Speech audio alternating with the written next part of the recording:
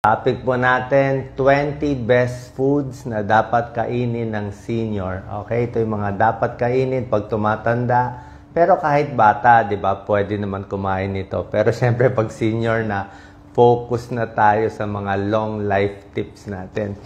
Nung isang araw, gumawa ko ng video yung mga bawal kainin. Ngayon naman yung mga dapat kainin. Ha? Okay, number 1. Pag senior na, number 1, dapat mas maraming isda ang kakainin. Okay? More fish ang kakainin, bawas na ng baboy, baka. Ang isda kasi may omega-3 fatty acids, maganda sa puso. Okay? Hindi lang puso maganda, sa cholesterol, pwede rin. At yung mga may palpitasyon, pwede rin. Nakakatulong din sa palpitasyon ng omega-3 fatty acids ng isda. Kahit anong isda, pwedeng sardinas, pwedeng tuna, pwedeng bangus, yung may pera, pwedeng salmon, lahat to may tulong. Number 2, pwede kumain ng manok. Okay? Lalo na yung, siguro yung pecho, yung breast, pwede. O pwede naman may balat konti, medyo fatty lang yung balat. Pero at least yung manok better. Pero ang gusto natin sa manok, wag naman fried chicken lagi. Kasi kung fried chicken na may breading, mamantika pa rin. Maganda sa manok, yung mga roasted, inasal, o nilagang manok, pwede rin yan, nasabaw. Bukod sa manok, yung mga ibang healthy, yung mga turkey, yung mga low sodium. Ang maganda sa chicken kasi, may protina. Pampalakas ng muscle, pagbigay ng energy. Pwede yan sa may edad. Number 3, pwede ang mga tofu, mga tokwa, okay lang yan. Kasi mga tofu, tokwa, protein yan eh. May protein din siya eh. Imbis na puro baboy, baka kinakain, yung tokwa and tofu, yan ang mga veggie meat eh, protein replacement. Less fat pa yan. Number 4, magugustuhan nyo to, itlog. Okay, kahit senior, pwede itlog. Pero syempre sa itlog, mas gusto natin egg white. Okay? Ang mga doktor, basta may sakit sa katawan, may liver problem, egg white. Puro egg white ang binibigay. Bakit egg white? Mataas sa protein ng egg white. Okay? Tsaka ang itlog, actually pwede rin naman yung egg yolk eh. Kahit medyo mataas sa cholesterol. Ang recommended siguro hanggang 1 egg in a day pwede. Isang itlog sa isang araw. Kung bibilangin mo sa isang linggo, mga 7 itlog, 7 eggs in a week yan. Kahit may konting sakit sa puso, pwede na yan. 1 egg a day lang naman. Depende rin sa luto, imbis na fried egg, pwede rin naman hard-boiled egg. Di ba? Huwag lang yung medyo malasado. Ayaw natin yung, pag malasado kasi baka mamaya may bacteria, may salmonella. Mas luto konti yung gitna, pwede. Ang itlog may vitamin D. Vitamin D is as in dog. Bihira lang yung may vitamin D na pagkain. Meron ding choline. Ang choline para sa utak na sa itlog din. So, mura pa ang itlog, di ba? So, kompleto siya. Pag wala kayong pera, pambili ng mga mamahaling karne, itlog na lang pwede yan, pampalakas. Number 5, pwede kumain ng mani.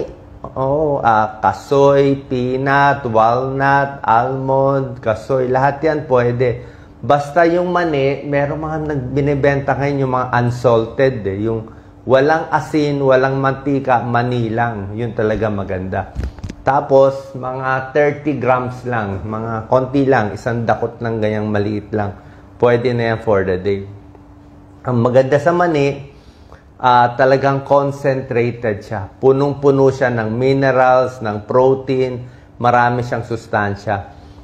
Yung mani na walang asin, walang mantika, okay din yan sa puso, okay din sa cholesterol, pati sa diabetes, nakaka-prevent din yan. So maganda yan. Kahit buto ng kalabasa, maganda rin yung buto ng kalabasa, basta konti lang. Ang babantay lang natin sa mani, wag lang yung luma o baka yung sira na kasi pag nainitan, ayaw natin. Meron kasing nagmo-molds eh, nag-aamag, ayaw natin yun.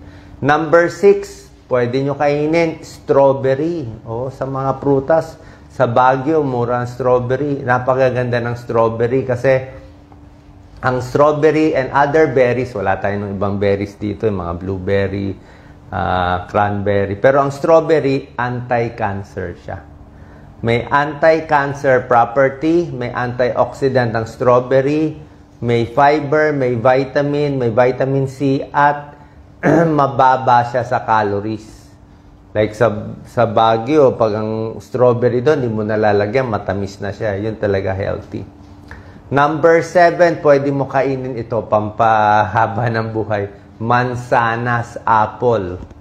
Okay? Apple, very healthy. Kaya nga sinabi, an apple a day keeps the doctor away. Mansanas, bakit? Low calorie. Kung gusto mo ng pampapayat na prutas, mansanas. Para sa diabetes, mansanas din. Ang baba ng glycemic index ng mansanas. Pag gutom ka, magmansanas ka. Pag stress ka, amuyin mo lang yung apple. Apple smell, apple scent, pamparelax. Pag nagpa-panic attack, mag-amoy ng apple.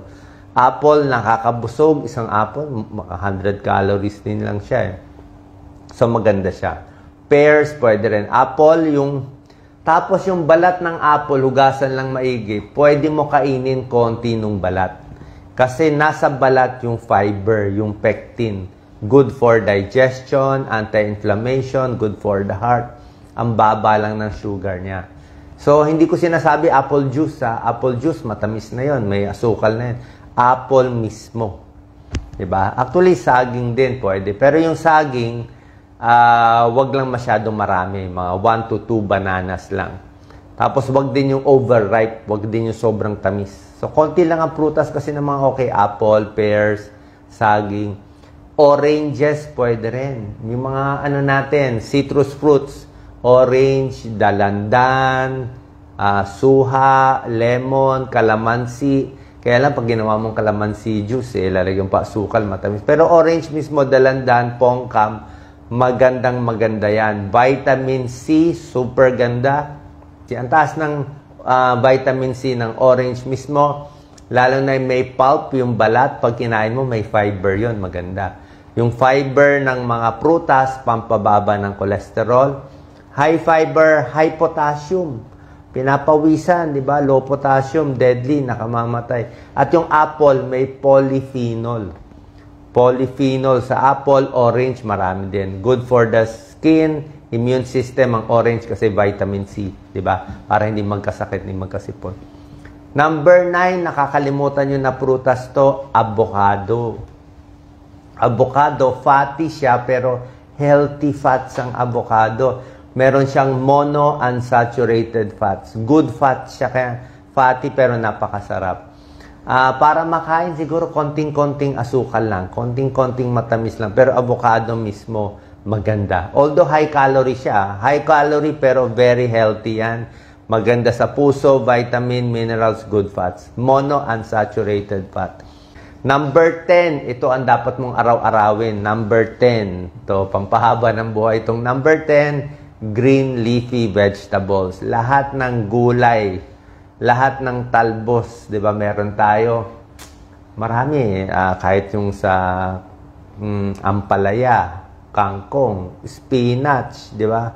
Meron naman mga mura diyan, broccoli, pechay, pwede na pechay. O kung gusto mo spinach, may iba lettuce, pangmayaman, mga kale, 'di ba?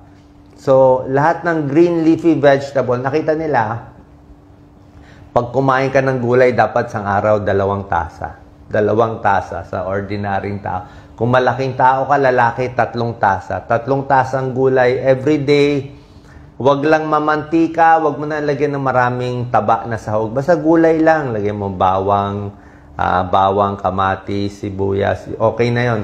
Green leafy vegetables sa pag-aaral, bawas cancer. Halos lahat ng cancer na babawasan niya. Cancer sa bituka, cancer sa tiyan, cancer lahat. Kung marami kang bisyo, naninigarilyo, uminom ng alak, kumain ka maraming gulay, baka makontra konti ang bad effects ng sigarilyo at alak. Green leafy vegetables, pampapayat. Busog ka pampapayat. At pampababa ng diabetes. Hindi ka magkaka-diabetes. Kasi ang green leafy vegetables, siya siguro ang number 1 na pagkain pang diabetes. Bakit siya number 1 sa diabetes? Ang mga gulay, pechay, ampalaya, ganyan. Pati okra. Diba sa diabetes, ampalaya and okra may tulong eh. Ampalaya may component siya na para din sa diabetes, may special component siya. So, bakit siya number 1 sa diabetes? Number 1 na magandang green leafy vegetables kasi mababa ang glycemic index niya.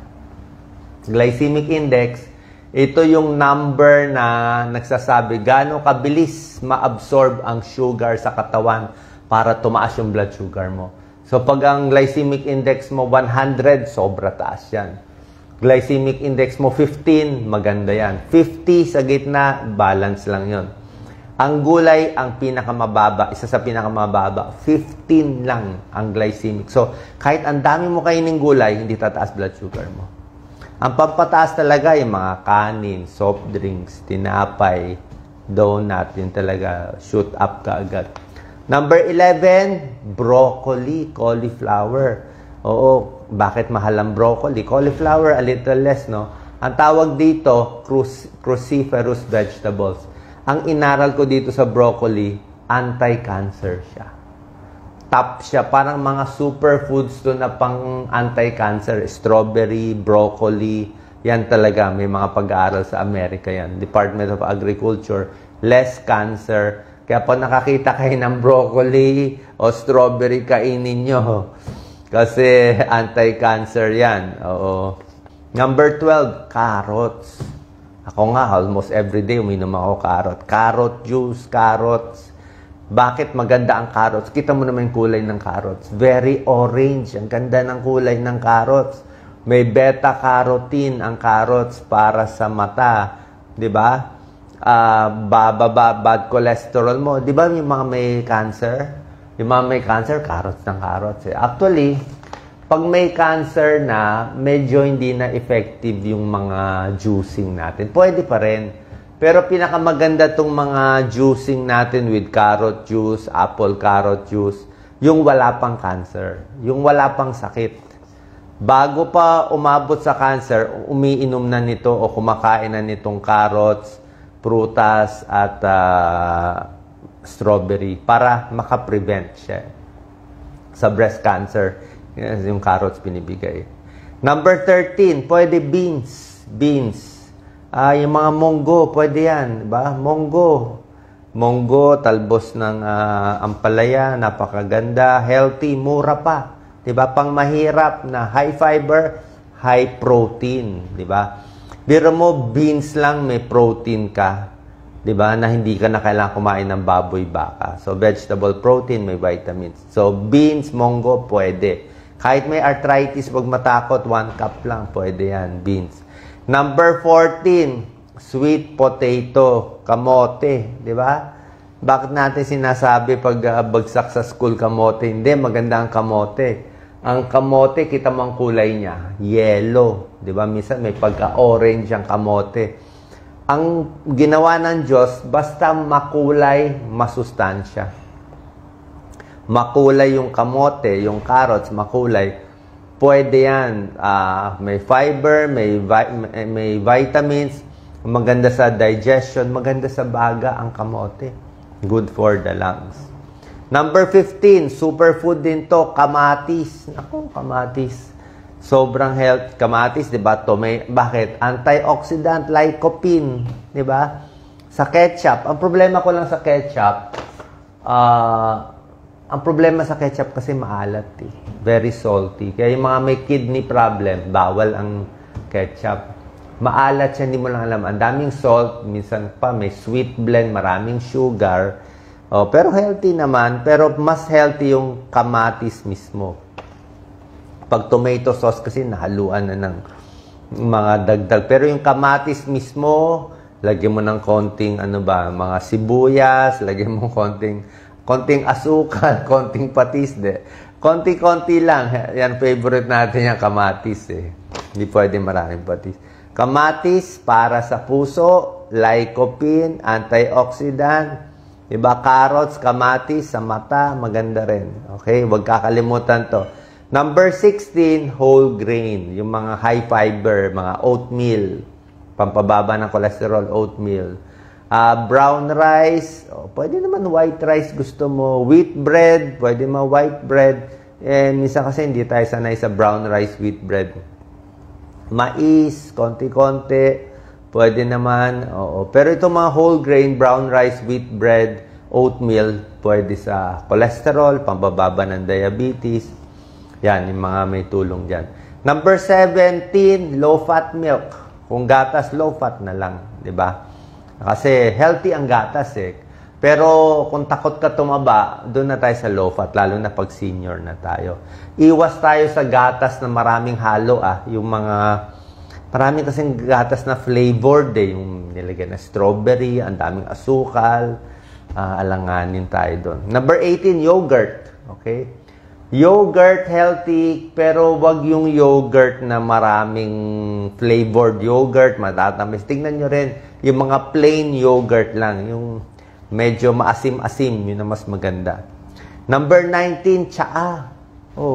Lahat na inumin mo tsaa, green tea, herbal tea, chamomile tea, chrysanthemum tea. Tsaa, kita mo sa Japan, 'di ba? Puro tsaa, mainit. 'Di ba? Mainit na tsaa. Antioxidant, green tea, anti-cancer, pamparelax, chamomile tea, relax, pampatulog, tsaa. Yan ang habit sa hapon.